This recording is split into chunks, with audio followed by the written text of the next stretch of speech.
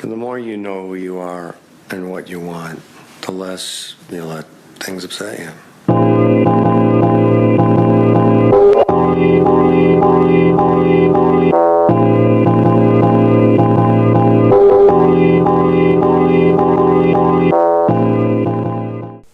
Hey guys, in this video I want to talk to you about spotting PvP opportunities. So let's set this up. I was on my way out to Tribute Nullsec, and this is the first system of low sec from high sec. So I jumped from high sec to low sec. I'm in my Pilgrim from the Ninja Pilgrim guide, and that means it's a shield buffer Pilgrim with a high rack of newts, good drone damage, and that's about it. It's pretty fast. So it's a fast shield buffer newting Pilgrim. Now I jumped into here and I see there's two flashes on gate, clearly camping the gate. You know, you got Rex around the gate, they're both flashy. Pretty good sign that they're going to be attempting to grab me. Now I'm in a Pilgrim, so if I wanted to avoid this fight, it would be very easy to avoid. Just almost the same as if they weren't here at all. There's no risk whatsoever to me. All I'd have to do is hit warp, cloak. As long as I didn't mess that up somehow, I would escape easily. But I don't want to do that. Because to me, being in a Pilgrim, I see these two targets here, and I immediately start thinking about, well, how can I best exploit this situation to get a kill? And so the first thing to notice is up here, that's my decloak timer. So that's the amount of time I have to decide how I'm going to play this fight. What am I going to do? What's the game plan?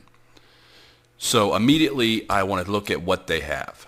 They've got an Osprey, which is kind of out of place for a gate camp. But then when you see the Brutix Navy issue up here, and you can't see it, but when we start the video, we'll see there are some effects going from the Osprey to the Brutix Navy. Now what those are, we have to assume, because the Osprey is typically a shield repping ship, is that we have to assume that those effects are shield reps and possibly remote sensor boosters. So we're going to assume the Brutix is going to lock pretty fast. He's going to aggro. He's going to take gate guns, which means that the way gate guns cycle, he'll get gate guns all the way on him, 100% on him, instead of him and the Osprey. It'll be 100% on him for the first 30 seconds, after which the gate guns will cycle, and they'll split between him and the Osprey, 50% each target. So he'll have 350 DPS on him, but I can't kill the Brutix as long as the Osprey's there. So my first priority is to kill the Osprey. Then at the same time, I want to be trying to cap dead both targets, get them cap dead. I'm relatively safe here because I have very strong cap warfare with the Pilgrim. The Brutix Navy issue is all active, whether he's railguns or blasters. He's most likely blasters, but you see a lot of weird fits with gate campers because they know that most of their targets are going to be roughly 12k away from them. So you do see the occasional strange fit with a Brutix that's a shield tank or something and has railguns. It's silly, but it's happened. But in this case, I don't think it's necessarily a shield tank. The Osprey is just there to negate gate guns enough to allow this guy to sit there forever when there's a line of targets coming through, I guess. I'm not really sure.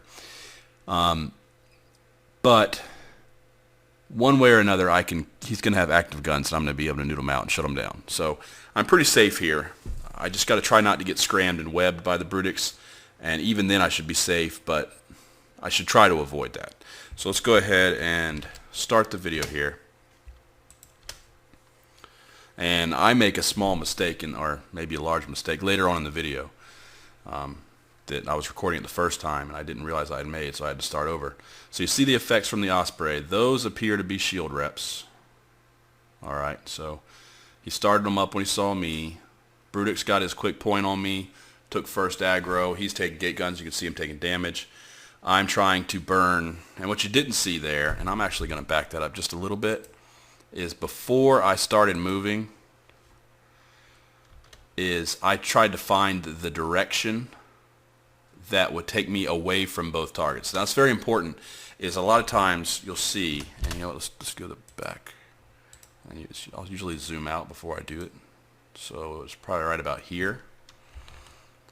And so what I did is I looked at the location of the Brutix and the Osprey, and I figured that I actually need to rotate this camera a little bit in, well, that's terrible, a little bit in that direction, and I want to go that way, right? So they're both on this side of the gate right here, over on that side. Man, I'm messing up a lot. All right, that side of the gate. And I want to go in a direction that's going to take me away from both targets. So let's go ahead and move on. Because I don't want to fly over a target. That's a mistake a lot of people will make, is they'll try to align off a gate and they'll fly over a scramming target and get scrammed. So you really want to be careful about not doing that. We'll skip forward a little. All right, so like I said, Brutix takes aggro. That's what I want. It's going to help me kill him. The Brutix is, I mean, depending on how he's fit, most likely he's going to have a good tank. It's going to be hard for me to wear through him. I don't have a ton of DPS for these drones. It's like 300 or 400. I'm not sure off the top of my head. I haven't flown this ship in probably 2 months, I'd say, maybe 3. It's my favorite ship by far, but I can't spend all my time in the same ship. So you can see I got the point on the Osprey. I want to kill the Osprey first. I've got all 3 newts on him, which is probably a mistake. I wanted to just shut him down really fast, but it was still a mistake. I should have put 2 newts on the Osprey, 1 newt on the Brutix to start, then turned 1 newt off the Osprey and kept 1 newt on both the Osprey and the Brutix. Then as the Osprey went down, for the rest of the fight, what I should do here, and I'm a little bit scared because the Brutix is too close, he's at 8.5k roughly, is what I should do is I should stagger. Start 1 newt and then wait till that's 50% through its cycle, start the second newt. And just run 2 newts on the Brutix Navy and leave 1 newt to spare, just in case something comes in, there's a new variable, maybe an interceptor with a scram or something, that I need to be able to newt out really quick. So I keep 1 newt free. 2 newts is more than enough to keep a battlecruiser cap dead, and to cap dead it very quickly. Now he probably has a cap booster, which means he's going to get cap back here and there. You can see he's doing good damage to me. I'm a shield buffer tank, which means right now, you know, I'm in my shield tank and I'm at my peak recharge right here, but I'm getting away, thankfully. So my shield should regen as I get out of his range, and you'll see he'll start missing, or he's not even shooting anymore. He's given up. So now it's just a matter of letting my drones wear through him, but you see the variable. A Harbinger Navy comes in. So what's happened here, and I always like to put myself in the enemy's point of view when I'm fighting, is I always like to think to myself, what's going through their head? What are they thinking? What are they saying on comms? This guy on comms has been yelling and screaming to whoever was there, oh my God, there's a Pilgrim here. He's killed my Osprey alt. He's got me tackled. I'm taking gate guns. I'm cap dead. I can't do anything. He's going to kill me. And another reason why this guy might have stopped firing at me is I'm sure he's cap dead. He can't fire at me. So he's yelling for help. His buddy in the station undocks, comes warping in with the Harbinger Navy issue, right? Now, the threat to me here is that the Harbinger Navy issue is ultimately newtable as well. Energy weapons I can turn off if he gets within newt range. Scram web I can turn off if he scram webs me. But if he scram webs me while I'm next to the Brutix, it's going to be hard. He's going to have enough capacitor buffer, enough capacitor built in, that it might take me a minute, minute and a half to get him cap dead. And during that minute, minute and a half, you know, it's going to be rough to keep both their damage off me. And it might be just enough to kill me before I can get the newts in right and move away. So I start to get a little bit scared here. And I start to say, okay, well, I need to try to stay on the far side of the Brutix Navy issue from this Harbinger Navy issue, to stay as far away from the Harbinger Navy issue while maintaining my point range to the Brutix Navy issue. And at this point, I've actually completely broken away with that, and I'm moving away, but then I start coming back. I'm moving away out of point range, and I'm just trying to make sure I stay out of range of that Harbinger Navy. I'm playing it a little bit too safe. You can see the Brutix Navy issue is, in fact, a structure tank, which means he has well over 100,000 EHP in his structure. I forget what it is for the Brutix Navy. I never flew those. It's like 150,000, 180,000, something like that. A lot of hit points. So it's going to take a while to work through him. At that point, you kind of think, well, maybe I should switch to the Harbinger. This guy's going to take forever. But in most cases, it's a bad idea to switch targets once you've already started. Trying to stay on the other side of this guy, trying to kind of manually pilot, using keep at to stay on this side instead of my orbit, which would take me back around into the Harbinger. I need to lock up that Harbinger, and I need to get newts on him. You can see he's hitting me a little bit here, and that is not good. If I got newts on him, I could potentially limit that. So let's go ahead and get the newts. So I'm in low shield now, so there's a potential. Once this ship gets through shield, it doesn't last very long. So you never want to let that shield run out. The Brutix gets away right there, and that's unfortunate, but I kind of knew he was going to get away as I backed off. And my plan that I kind of hesitated on, and I regret after watching this video, which is why it's so important to record yourself.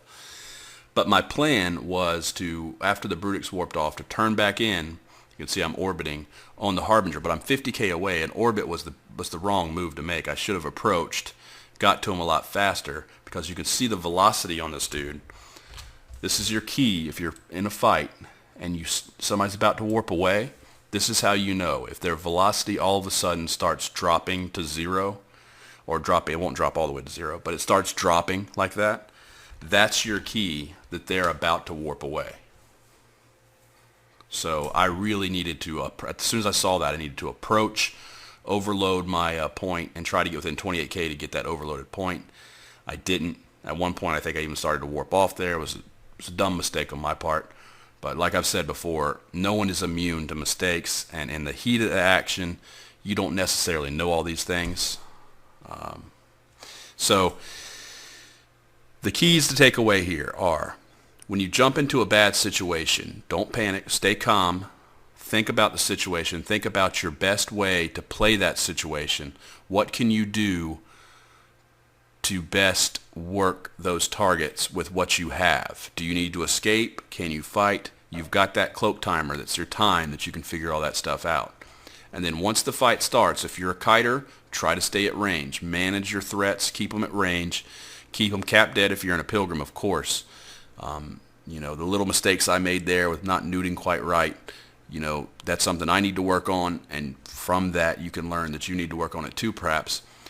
But basically that's it. Keep your eye out for potentials for fights. I've seen a lot of times when I've been just flying through systems, like back in the day, one video that's in the Frigate Pro guide from back in the day was when I was flying a Rifter through Losec, and I jumped into 2 Hurricanes, and they both took gate guns, and I was able to kill one or both Hurricanes with a little Rifter, and it was one of my favorite fights back then.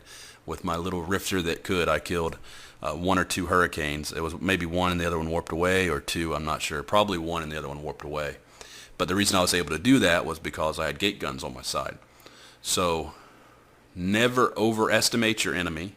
Never underestimate your enemy. Be ready for them to do stupid stuff, because you'll be surprised at how often they make mistakes. With that, that's the end of today's video. I hope you guys enjoyed it, and I'll see you guys next time.